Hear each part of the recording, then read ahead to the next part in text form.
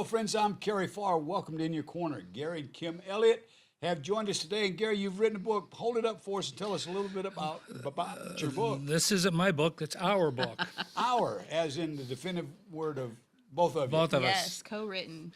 Violets in the Snow, it's our personal story. Okay, Kim, tell us a little bit of your personal story. So the book is actually about our personal love story, and has quite the redemption factor in it at the end. So it's definitely one that keeps people on their seats, at the edge of their seats. But our story basically, Gary should probably really start off with his own frustration with the whole dating culture back when he was in high school, and then I could probably pick up from there. Well, I lived the typical American teenage life. We wanted a girlfriend. We went out and got one, and we did this in the church, in the American church. And the unfortunate thing is that it never worked out.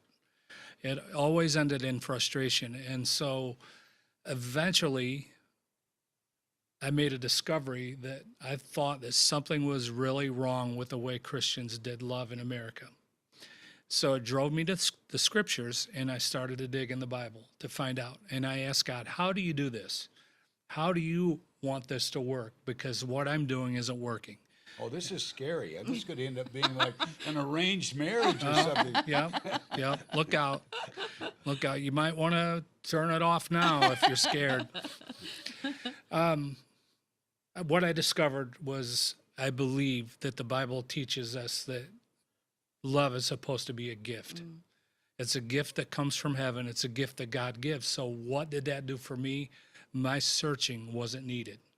It was in vain. And I found that out personally. I struggled and struggled and struggled.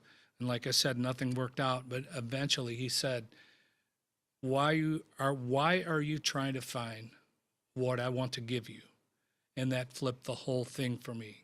And so I began to put utter trust in the God of heaven, in the God of the Bible, in my personal Savior. So you were, and I don't want to cut you off there because you're getting ready to get into some good stuff.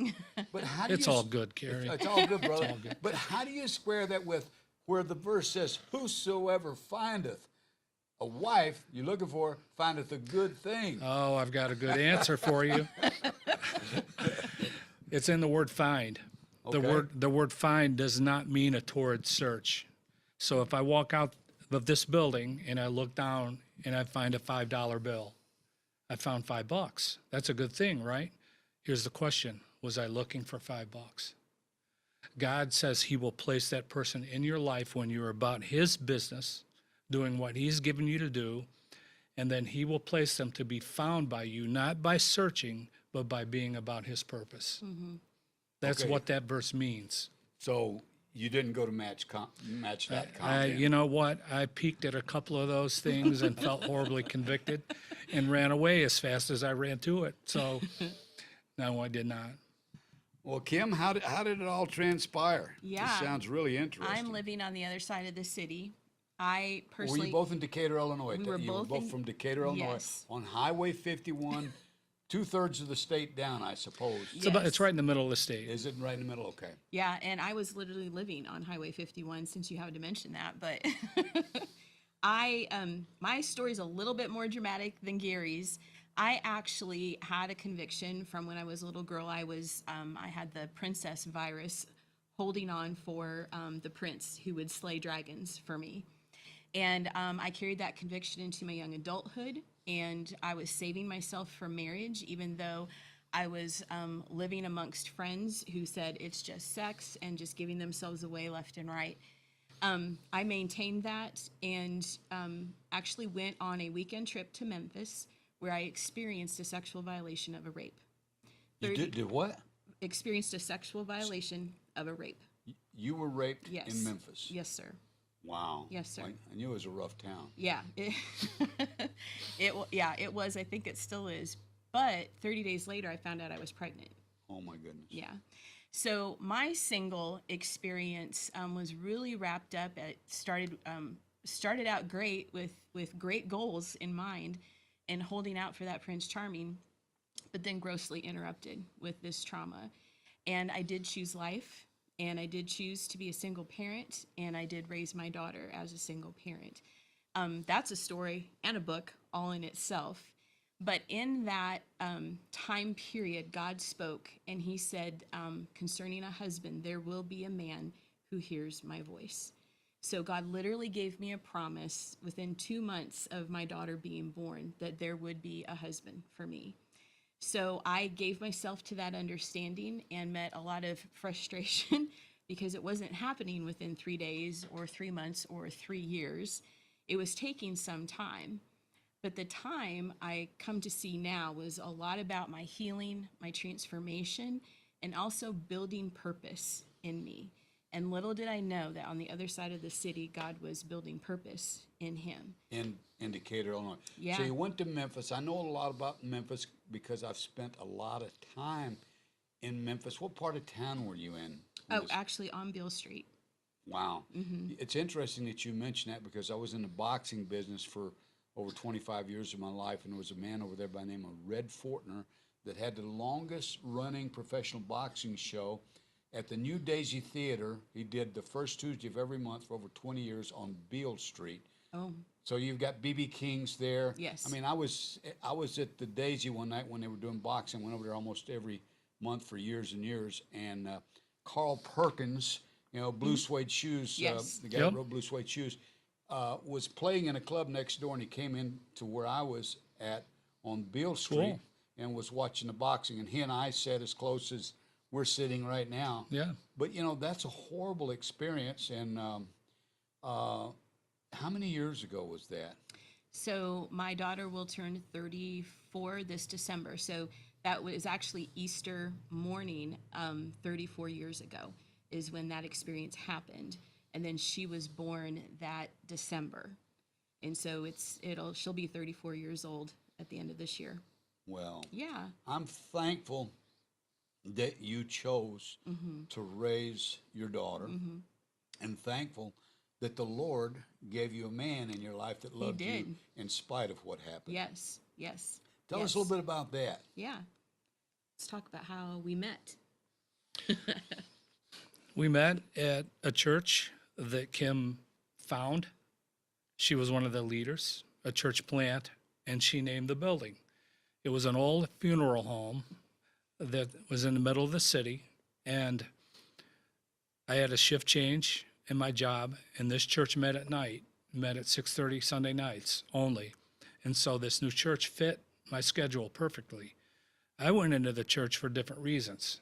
I didn't know that there was a wife in the church. Like you said, he who finds a good wife. I wasn't looking for her, but I found her in that church. And that's where we met. We were friends for approximately 4 years when God paid me a visit and said, "This is your wife." Revelation came. Faith came by that revelation, and I was able to walk into what he had given. That's a beautiful love story. How many years have you been married now? 7.5 years. So you've known each other 11 and a half years, but you've been together. So, Kim, what would you say to that woman out there that's, I mean, I'm older than you guys, obviously, but in our ministry, like tonight, we'll have a live stream here, and there will probably be 5 or 6 different people that are widowed, including Latrell and I, and we have a couple of friends that have been widowed for 4 or 5 years, and they're still young enough that they want to mate again, Sure. and they're anxiously awaiting, someone coming into their life. So how does that happen? Yeah. It happens, the best way that it happens is by faith, learning and understanding. A lot of what Gary was able to bring out of the scriptures were the same places I was searching and coming to believe that God is a matchmaker. Starting right in Genesis chapter 2, where God brings Eve to Adam, going into Isaac and Rebekah's story, where God brings Rebekah to Isaac, going into Boaz's story, where he brings Ruth to her. Nobody was striving, nobody was searching. The girls were presented to men who were already busy about the Father's business.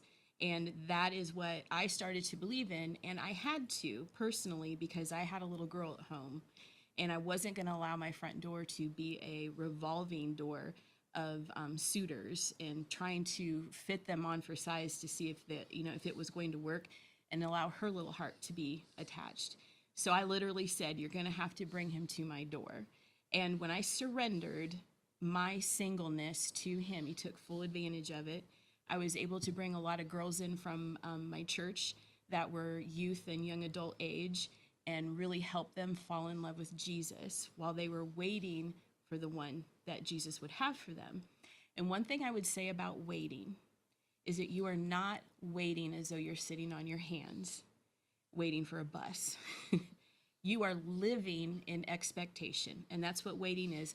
You are intertwining with the Lord in an expectation that he is going to meet the desires of your heart. And so that's what I would say is there is rest in knowing he's a matchmaker. He's for you. You're not waiting alone. He waits with you. You're actually waiting with him. Wow. Yeah. So, Gary, how do you guys, I mean, this is a fascinating story. So how do you guys use this in your ministry and in your book? Use our story? Yeah. The story speaks for itself. This book is just full of times that God was at work, even before we had met. We went to the same high school. Kim graduated with my younger sister. We had no idea. Yeah, I was at her graduation and had no idea who she was. She had no idea who I was. And we see these alignments happen through the years over and over and over. Yeah. And then finally, once you see how the story came together and when we met, we were stunned at how many things that we saw then of him being at work. And so then we were able to understand, you've been doing this the whole time. Mm-hmm. And so that fits into to our ministry, what we do. We tell this story. We also teach the principles that are found in the scriptures that we found, that God wants to give a gift. As Kim speaks about the waiting, she very, very accurately says you don't wait for God, you wait with him. You wait for him too, but you're also waiting with him. He is in the middle of that with us. For all the single ladies, for all the single dudes or whatever, if you're waiting for him, he wants to heal up the mess. If there was a mess, he wants to heal up any kind of a divorce. He wants to heal up losing a spouse and make you ready for a gift. So everyone's not ready for a gift. God has to make you ready, because if he gives you a gift too soon, you could ruin it. Yeah. And I think it's important, too, that people would come to understand and know their identity in Christ alone first. So Paul talks about having an undivided devotion to Christ. That's when you're alone, is when that undivided devotion comes in, and then it benefits the marriage when the marriage comes. So what we've been able to do with our story is not only write our love story, but Gary's actually wrote a book called God of the Romantic that talks about the principles that he learned. I wrote a book called Veiled into His Pleasure, which is a 52-week devotional that keeps people encouraged. So we're now in a place of educating other people. Through social media, we're on the Good View Network. We have a show called Redeeming the Romantic, where we're breaking down a lot of this information and really getting to the meat of why you can trust God to do this for you. So what would you say to those women that come into our midst? You know, most of them in their 60s, that, you know, have lost a spouse. What secrets would you share with them?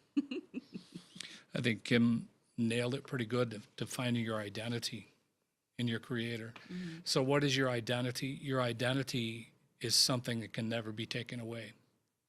You can lose a spouse and you can be not married anymore. If being married was your identity and now you lost it, you're in trouble. The only thing that will never be taken away is being in Christ. So establishing yourself in that being your identity, the core of who you are, the core of God making you a new creation. Dive deep into that first of all. And when you're in that and when you're secure in that is when you've set yourself up for him to give you a gift and to match you with someone that also has done the same thing. So we find here that we know that the marriage is a gift. Here we also find that singleness is just as much a gift. Singleness was never meant to be something we get rid of. or it's never meant to be something that we shun, to lose it, to lose that identity or supposed identity that this is a bad thing. Singleness is not a bad thing. It's a good thing. It's a good gift. And so God gives both. He gives that good gift of singleness, and in his timing, in his way, the way he does it. We can chase it ourselves, but the way he does it, he brings them when the timing is right with the right person. And then when he does like that, it's a beautiful thing. And I think the only thing I would add is that if you do not already believe that you have never been more loved than you are right now by Christ, you cannot be more loved. That has to happen in your life. It's so important that that would happen first, that you come to understand the fullness of the love for you alone as a single person, again, to benefit the marriage when and if it comes. Yeah. You know, I was part of a family unit growing up. Mom and dad had 6 kids and got married at 20 and then lost my first wife after being married for 32 years. And I found that I did not do loneliness Being alone, well. yeah. I didn't do being alone well at all. And so I guess I wasn't doing it God's way. I was out like the hunter-gatherer. I was, out seeking a wife. But there is a time when, people end up alone. And like I've got one dear friend that lost his wife a year ago, and she was a famous singer, and he has grieved just miserably for the last year, and for a time didn't want to be married again, but is open to the idea now. Then I have a cousin that lost his wife a year and a half ago, who's my age, that says he might not ever marry again. So for some people, they can be happy and content being single, but for others, they need that helpmeet. How would you respond to that? For those who don't have a desire, that's completely fine. Oh, yeah. Yeah. Yeah, good for them. And again, that desire might change. So Paul was okay with being single. Yeah. And was the greatest preacher and evangelist that probably ever lived. Well, notice that Paul was single for the sake of his purpose. Yeah. He needed to be single for Right. the sake of his purpose because he was fathering all those churches and writing his gospel and writing so much in the New Testament that we know. Yeah. So we also find that we married later in life, and I discovered that so much of my purpose at the time was needed singleness. But there came a point when he said, now is the time. Your singleness is over with. And then, of course, that's when you came along. I was going to say, your purpose may need a partner. So really, it's really about being purpose-driven. So Yeah. singleness works for some people because that it is fulfilling their purpose. And for other people, marriage is what's needed in order to fulfill purpose. And I think that's probably what you've experienced yourself. You know your purpose, and you know that you needed somebody to come along your side and help you. You know what's interesting about that is my third wife is a gospel singer. And so what we've been able to do is we've been able to combine ministries. She sings Yeah. and speaks, and I do a television program and speak whenever anybody wants me to. But we've come together and used our gifts and talents for the Lord. Yeah. So what are you guys doing in your ministry today? And how can people connect Yeah. with you? Yeah. So our ministry is called God of the Romantic Presentations.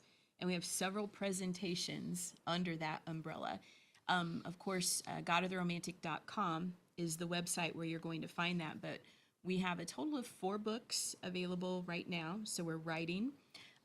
We are available for speaking, whether that's keynote speaking or like a singles retreat opportunity. And we have different types of presentations in that speaking. So they can be educational, they can be inspiring, maybe a little entertaining. We also just recently got recruited by Goodview Network. So we now have a show. I think I had mentioned that, called Redeeming the Romantic. which was picked up by another streaming service. So that's actually starting to expand some. So those are the major ways that we're able to do that right now. And then behind the scenes, Gary's actually got a musical project that He looked like a musician to me. I said, this guy's a musician. He couldn't fool me, brother. So we think that's why we're in Nashville. I'm not trying to hide it. Well, that's a good thing. So couples retreats and stuff like that, you guys would be, that'd be right up your alley. Yes. Right up your guitar, I guess. Yeah. What do you play, Gary? I play electric guitar and bass, both. Yeah. Yeah, you could have fooled me. No, I said the moment I laid eyes on you, Gary, I said that's a musician. Yeah. But with a purpose, right? And With a using it for- purpose. yeah. I don't want to do it without a purpose. Yeah. Without his purpose. So that's what it's all about. Is there anything that I haven't asked you to that people should know about you? What do you think? Well, we didn't talk about the end of the story. I think a lot of Redeeming the Romantic, our show, tries to envelop the understanding that people are in completely different places when it comes to their romantic experiences. Yeah. Some of them are decent, some of them are traumatic. And so for Gary and I, we bring in our experiences. He had a lot of broken relationships, a lot of broken-hearted experiences. I had the sexual trauma, but God still had a plan to bring us together. So at the end of the book, the end of our love story, God surprised us when we actually incorporated a trip back to Memphis.